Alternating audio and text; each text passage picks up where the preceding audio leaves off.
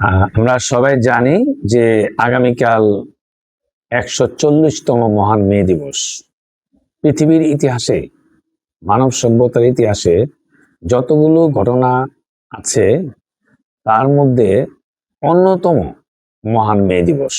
জাতিভেদ নির্বিশেষে প্রতিটি মহাদেশে এই মহান মে দিবস উদযাপিত হচ্ছে এবং 139 বছর আগে আমেরিকার শিকাগো শহরে শ্রমিকদের বৈষম্যের বিরুদ্ধে এবং সেখানে যে নির্মম শোষণ এবং আমেরিকার বর্বর মালিকদের শ্রমিকদের উপরে কর্মঘণ্টা নিয়ে তাদের যে জুলুম, এর থেকে বাঁচার জন্য শ্রমিকরা দীর্ঘ লড়াইয়ের পর 1886 সালে এই মহান আন্দোলনের মধ্য দিয়ে 5 জন শ্রমিকের, পার্সন, স্পাইস, ফিশার, এদের বিচারের নামে তাদেরকে ফাঁসি দেওয়া হয়েছিল, প্রহসন করা হয়েছিল।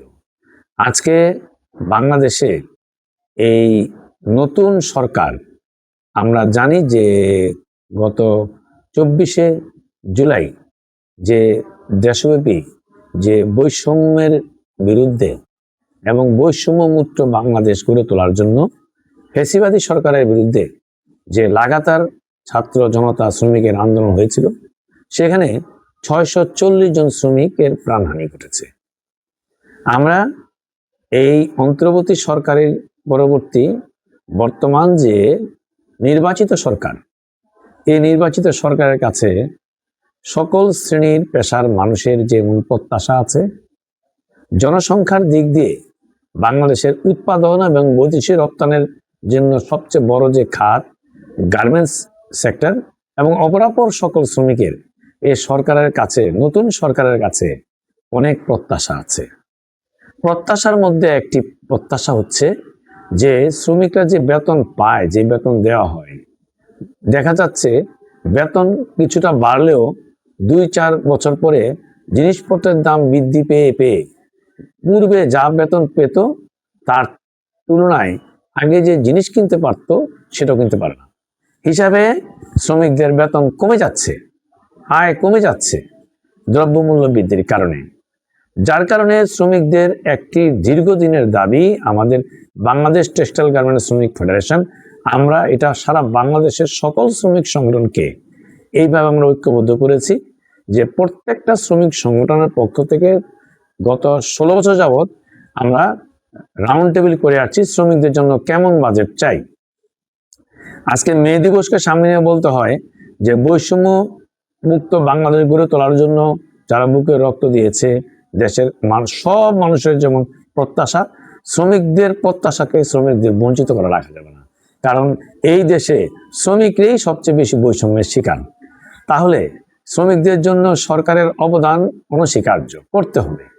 সবার আগে যেটা দরকার, শ্রমিকদের জন্য জাতীয় বাজেটে, আসন্ন বাজেটে শ্রমিক খাতে বরাদ্দ দরকার। আশ্চর্যের বিষয় এবং সবচেয়ে বড় এটাকে লজ্জার বিষয়, সারা পৃথিবীতে কোথাও এই এমন নাই যে শ্রমিকদের জন্য কোনো বাজেট নাই, খাত নাই। আমাদের বাংলাদেশে, আমরা জানি কি না জানি, বাংলাদেশে 44টা খাতে বিভিন্ন বরাদ্দ হচ্ছে, বিভিন্ন খাতে, অথচ যেটা শিল্পায়ন খাত যারা দেশকে গড়ে তুলছে, যে শ্রমিকদের জন্য কোনো খাত নেই।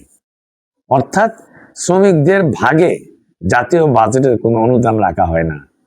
এতে প্রমাণিত হয় কি, যে রাষ্ট্র যে দৃষ্টিভঙ্গি শ্রমিকদেরকে নাগরিক হিসাবে, মানুষ হিসাবে দেখে কিনা, রাষ্ট্রের দৃষ্টিভঙ্গির উপর নির্ভর প্রমাণিত হচ্ছে যে এই বাজেটে রাষ্ট্র শ্রমিকদেরকে নাগরিক মনে করে না, মানুষ মনে করে না, শুধু ভোটার মনে করে ভোট আসলে।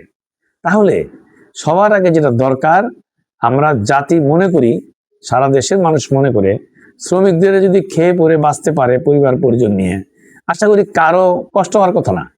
তাহলে দেশের উন্নতি, দেশের সমৃদ্ধি এবং দেশের জিডিপি যে বৃদ্ধি পাচ্ছে, আয় বৃদ্ধি পাচ্ছে, সেই আয় কি শ্রমিকরা পাচ্ছে? শ্রমিকরা তো সে থেকে বঞ্চিত হচ্ছে।